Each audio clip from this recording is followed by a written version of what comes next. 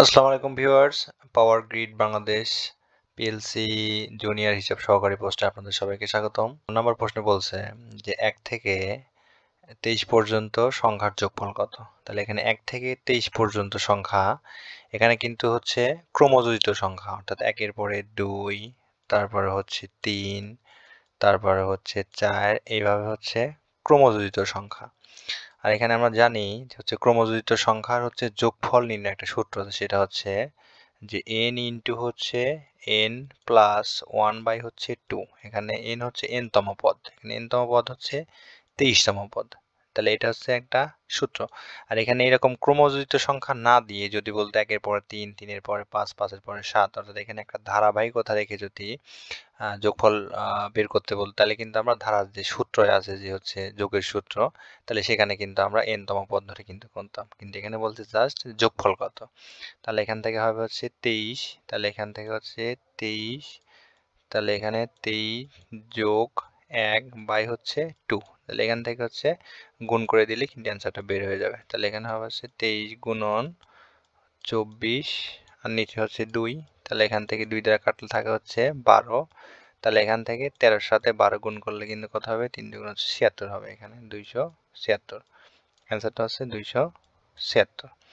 আচ্ছা, তারপরে এখানে হচ্ছে 18 নম্বর প্রশ্ন বলছে যে 2 থেকে 32 পর্যন্ত মৌলিক সংখ্যা কতটি? অর্থাৎ মৌলিক সংখ্যা হচ্ছে যে সংখ্যাগুলো হচ্ছে ফ্যাক্টর দুইটা, উৎপাদক হচ্ছে দুইটা বা গুণনীয়ক দুইটা, এক এবং ওই সংখ্যা। যেমন এখানে হচ্ছে 3, 3 হচ্ছে 3কে 3 এবং 1 দ্বারা, অর্থাৎ দুইটা সংখ্যা দ্বারা ভাগ করা যাবে। তারপরে হচ্ছে 5, তারপরে হচ্ছে 7, তারপরে হচ্ছে 11, তারপরে হচ্ছে 13, তারপরে হচ্ছে 17, তারপরে হচ্ছে 19, 23, তারপরে হচ্ছে 29, তারপরে হচ্ছে 31। এগুলো হচ্ছে মৌলিক সংখ্যা। তাহলে এখানে হচ্ছে 2 থেকে 2, 2, 1, 2, 3, 4, 5, 6, 7, 8, 9, 10, 11। তাহলে এখানে হবে হচ্ছে 11টি, কারণ 2 থেকে বলছে 11টি। তারপরে এখানে হচ্ছে 18 নম্বর প্রশ্ন বলছে যে দুটি সংখ্যার লসাগু 75 এবং হচ্ছে গসাগু 5, তাহলে একটি সংখ্যা 15 হলে অপর সংখ্যাটি কত? এখানে আমরা জানি যে হচ্ছে দুটি সংখ্যার গুণফল গসাগু গুণন হচ্ছে লসাগু, দুইটা গুণ করলে কিন্তু সংখ্যা দুইটা পাওয়া যায়, আবার লসাগু গসাগু হচ্ছে। তাহলে এখানে হচ্ছে দুটি সংখ্যা, এদের মধ্যে এখানে একটা সংখ্যা হচ্ছে 15, তাহলে জাস্ট হচ্ছে এখানে যে 15 গুণন এক্স একটা সংখ্যা যদি ধরে নিলাম, তাহলে এখান থেকে হচ্ছে এদের গসাগু, গসাগু হচ্ছে দেখেন হচ্ছে 5, আর লসাগু হচ্ছে কত, 75। তার মানে এখান থেকে জাস্ট এটা ভাগ করলেই হয়ে যাবে, যে 5 গুণন হচ্ছে 75, আর এখানে হচ্ছে 15, তাহলে 15 দিয়ে কাটলে এখান থেকে 5, তাহলে হচ্ছে 5 5 25। তার মানে সংখ্যাটা হচ্ছে, অপর একটা সংখ্যা হচ্ছে 25, মানে এখানে 5 এর সাথে 75 গুণ করলে যে রেজাল্ট হবে, আবার এখানে 15 এর সাথে 25 গুণ করলে সেম একই রেজাল্ট হবে। এটা হচ্ছে সূত্র। আচ্ছা, তারপর এখানে বলছে যে 3 অঙ্কের বৃহত্তম এবং ক্ষুদ্রতম সংখ্যার পার্থক্য কত? তাহলে 3 অঙ্কের হচ্ছে বৃহত্তম সংখ্যা বলতে এখান থেকে হচ্ছে 9, 3টা 9, আর এখান থেকে হচ্ছে ক্ষুদ্রতম সংখ্যা হচ্ছে হবে 100। তাহলে এটার থেকে জাস্ট বিয়োগ করলে পরে থাকে 8, এখানে থাকে 9, এখানে হচ্ছে 9, 899 থাকে। এটা অনেক ইজি প্রশ্ন। তারপর একটি সংখ্যার অর্ধেক তার এক তৃতীয়াংশের থেকে 17 বেশি, তাহলে এখানে সংখ্যাটি কত? আচ্ছা, এখানে একটি সংখ্যা যেহেতু অর্ধেক, তাহলে অর্ধেক বলতে সংখ্যাটা যদি আমরা এক্স ধরি, এখান থেকে হচ্ছে ধরি এক্স, সংখ্যাটি হচ্ছে এক্স, তাহলে এখান থেকে হচ্ছে প্রশ্ন মধ্যে কি লেখা যাবে, যে হচ্ছে সংখ্যার অর্ধেক বলতে কত, এক্স বাই 2, এটা সমান কি হবে, এক তৃতীয়াংশ থেকে 17 বেশি। এক তৃতীয়াংশ বলতে কত, এইটারই হচ্ছে 1/3, তার থেকে হচ্ছে 17 বেশি। তার মানে কি এখানে থেকে হচ্ছে x divided 2 minus x by হচ্ছে 3 ইকুয়াল কত হবে, 17। সরি, ইংলিশ হয়ে গেল লেখা।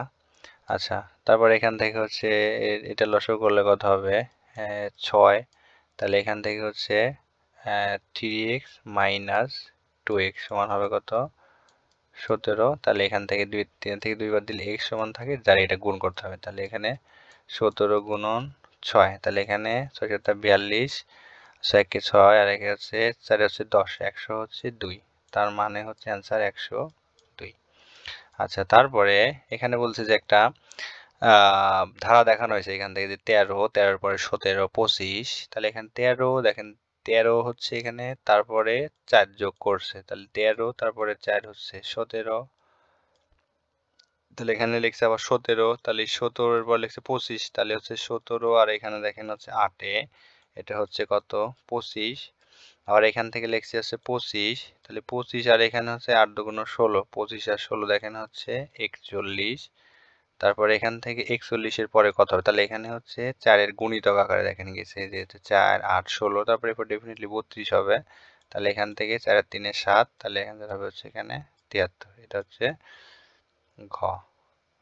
তারপরে বলছে একটি চেয়ার 180 টাকায় বিক্রি করায় 25% লাভ হয়, চেয়ারের ক্রয় মূল্য কত? অর্থাৎ এখান থেকে হচ্ছে 25% লাভ হয়েছে, তার মানে হবে আপনার ক্রয় মূল্য হবে, কস্ট প্রাইস হবে হচ্ছে 180 ইন্টু হচ্ছে 100 বাই হচ্ছে 125, কারণ লাভ হয়েছে। তাহলে এখানে থাকে হচ্ছে 25 দ্বারা কাটলে থাকে হচ্ছে 4, আর এখানে থাকে হচ্ছে কত 5, এখানে 5 দ্বারা কাটলে থাকে হচ্ছে 5, 3 5 হচ্ছে 15, থাকে হচ্ছে 3 4টা 424, তাহলে এখানে থাকে হচ্ছে 144, তাহলে এখানে হচ্ছে কস্ট প্রাইস ছিল হচ্ছে 144 টাকা, এটা অ্যান্সারের মধ্যে হচ্ছে নেই, এটা সম্ভবত ভুল আছে, অ্যান্সার হবে হচ্ছে এক্সাক্ট অ্যান্সার ক্রয় মূল্য ছিল 144 টাকা। আচ্ছা, তারপরে বলছে যে একটি চাকা 440 মিটার পথ যেটি 10 বার ঘোরে, তাহলে চাকাটির ব্যাসার্ধ কত? ব্যাসার্ধ বলতে এখানে হচ্ছে আমরা জানি এখানে 2 পাই আর, আচ্ছা 440 বার, তাহলে এখান থেকে একবারে ঘোরে 10 বারে যদি 440 মিটার ঘোরে, তাহলে একবারে হচ্ছে ঘোরে, এটা জাস্ট ভাগ করতে হবে, তাহলে এখান থেকে 440 আর নিচে হচ্ছে 10, তাহলে এখান থেকে একবারে ঘুরবে হচ্ছে 44 মিটার। এবার এখান থেকে চাকাটির ব্যাসার্ধ, তাহলে এটা যদি চাকা হয়, এটা বৃত্ত সার্কেল, এটা হচ্ছে আর, তাহলে ব্যাসার্ধ আমরা কি জানি যে হচ্ছে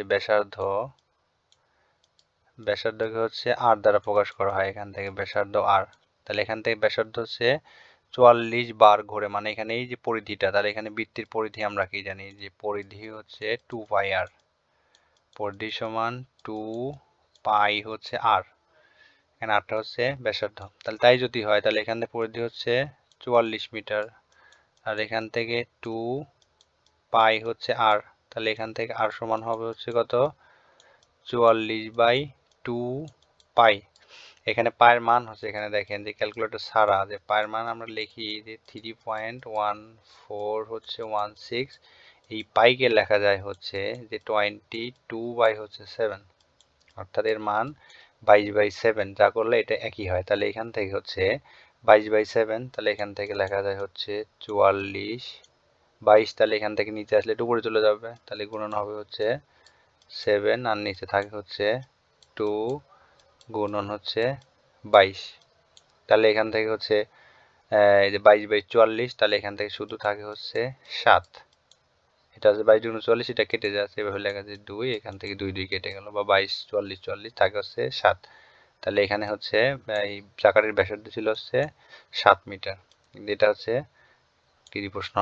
তারপর বলছে লবণের ব্যবহার 25% বৃদ্ধি পেলে শতকরা কত কমালে লবণ বাবদ হচ্ছে খরচে কোনো পরিবর্তন হবে না, তাহলে এখানে হচ্ছে 25% বৃদ্ধি পাইছে, তাহলে এখান থেকে হচ্ছে বৃদ্ধি পাওয়া মানে 125, আর এই 125 হচ্ছে কি কমাতে হবে কয় টাকা 25 টাকা, যেহেতু বৃদ্ধি পাইছে, তাহলে এখান থেকে হচ্ছে 1 টাকায় কত এখানে লিখে নেওয়া, তাহলে এখানে ডিরেক্টলি হিসাব করা যায় 25 বাই হচ্ছে 125, যেহেতু 100 বলছে, তাহলে এখানে সুতরাং হচ্ছে 100তে কমাতে হবে 25 এমসিকিউর জন্য, 100 বাই হচ্ছে 125, তাহলে এখান থেকে 25 থাকলে কাটা থাকে হচ্ছে 5, এখানে থাকলে হচ্ছে 20, তার মানে এখানে হচ্ছে 20% অ্যান্সার হবে, তাহলে এটা হচ্ছে 20% অ্যান্সার।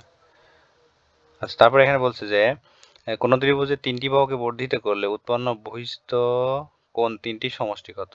এখানে 3টা ত্রিভুজ হচ্ছে, এখানে হলো দিলাম এ, এটা হচ্ছে বি, এটা হচ্ছে সি, তাহলে এখানে আমরা জানি হচ্ছে 3টা ত্রিভুজের সমষ্টি প্লাস বি প্লাস সি সমান হচ্ছে 180 ডিগ্রি, এবার এটাকে যদি বর্ধিত করা যায় তাহলে এখানে তিনটাতে বহিষ্ঠ হবে হচ্ছে 180 মাইনাস হচ্ছে এ হবে, তারপর হচ্ছে প্লাস হবে 180 মাইনাস হচ্ছে বি, যদি বহিষ্ঠ করা যায় তিনটার যোগফল হবে এটা 180 মাইনাস হচ্ছে হবে সি।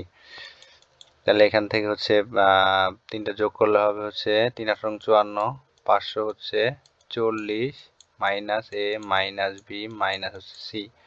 তাহলে এখান থেকে হচ্ছে 540 মাইনাস এ প্লাস বি প্লাস হচ্ছে সি। তাহলে এখান থেকে হচ্ছে 540 এখান থেকে মাইনাস 180 বাদ দিলে থাকে হচ্ছে 360। এটা আমরা আগেই মুখস্থ জানি যে বহিষ্ঠ তিনটি উৎপন্ন কোণ হচ্ছে সমষ্টি 360 ডিগ্রি, এটা হবে অ্যান্সার। আচ্ছা, তারপর এখানে যে 64কে 7:8 অনুপাতে হ্রাস করলে নতুন সংখ্যার কথা হবে, অর্থাৎ এখানে এই 64 এর হচ্ছে 8 ভাগ, তাহলে এখান থেকে 8 ভাগ করলে প্রত্যেক ভাগে আসবে হচ্ছে কত, 8 ভাগের 7 ভাগ, তাহলে এখান থেকে হচ্ছে 8 8 8 64, তাহলে এখান থেকে হচ্ছে 27টা 56, তাহলে নতুন সংখ্যা হচ্ছে 8 এর মানে হচ্ছে 8 ভাগের 7 ভাগ কত, তাহলে এখান থেকে হচ্ছে 27টা 56, অর্থাৎ হ্রাস করলে পরে নতুন সংখ্যা হবে হচ্ছে 56। তারপরে এখানে যে বলছে পিতা ও পুত্রের বয়সের সমষ্টি 60 বছর এবং তাদের বয়সের অনুপাত হচ্ছে 7:3, তাহলে 12 বছর আগে তাদের বয়সের অনুপাতটা কত ছিল। তাহলে এখানে পিতার পুত্রের 60 বছর, তাহলে এখান থেকে 60 বছর যদি হয় তাহলে এখান থেকে পিতার বয়স হবে, কারণ পিতা হচ্ছে 60 গুণন মোট হচ্ছে 7 আর 3 10 ভাগ, তাহলে 10 ভাগের হচ্ছে 7 ভাগ হচ্ছে পিতা, তাহলে এখানে কাটলে থাকে হচ্ছে 6, তাই পিতার বয়স হবে হচ্ছে 42 বছর। তাহলে পিতা 42 বছর থাকলে পরে এখানে এমনি বোঝা যাচ্ছে, তাহলে এখান থেকে 60 থেকে 42 বাদ দিলে অথবা অনুপাত আকারে করা যায়, তাহলে 60 গুণন এখানে হবে হচ্ছে 3/10, তাহলে এখানে থাকে হচ্ছে 18 বছর। তাহলে এখানে এবার বলছে যে তাহলে 12 বছর আগে তাদের বয়স অনুপাতটা কত ছিল, তাহলে বর্তমানে যদি হচ্ছে 42 বছর হয় তাহলে তার আগে ছিল কত, তাহলে পিতা ছিল হচ্ছে 30, আর হচ্ছে পুত্র 12 বছর আগে থাকে হচ্ছে 6, তাহলে এখানে ছোট করলে থাকে 5:1। এখানে বলছে 12 বছর আগে, তার মানে এখান থেকে অবশ্যই এটাও 12 বাদ দিতে হবে, এটাও হচ্ছে এখান থেকে 12টা বাদ দিতে হবে, তাহলে 12টা বাদ দিলে এখানে অনুপাতটা হবে 5:1, এটা হবে খ নাম্বারটা অ্যান্সার। 2/3 থেকে বড়, তাহলে এখান থেকে 2/3 থেকে বড়, এটা তো বোঝাই যাচ্ছে এটা হবে না। তারপর এখান থেকে 31/50, এখানে হলো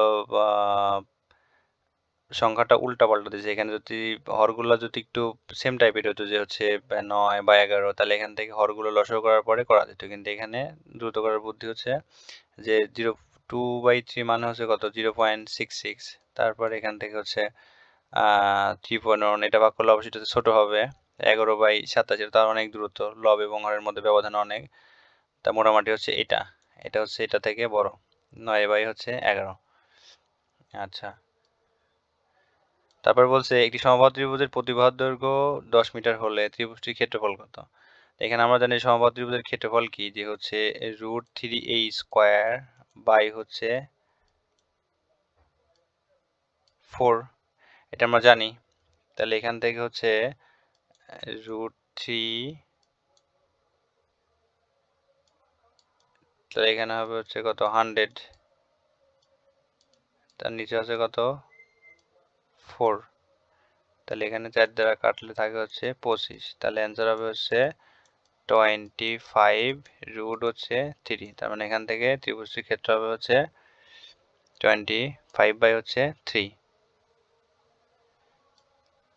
তারপরে এখানে হচ্ছে যে একটি বৃত্তের ব্যাস দ্বিগুণ করা হলে ক্ষেত্রফল কত। আমরা জানি এখান থেকে কি বৃত্তের ক্ষেত্রফল হচ্ছে πr², তাহলে এখান থেকে হচ্ছে 2 গুণ হয় ব্যাস, তাহলে ক্ষেত্রফল অবশ্যই কত 4 গুণ হবে। এটা হচ্ছে তাদের হলো বর্গের সমানুপাতিক সম্পর্ক, তাহলে এখানে হচ্ছে 2 গুণ যদি করে তাহলে এখানে হবে হচ্ছে 4 গুণ, অ্যান্সার হবে 4।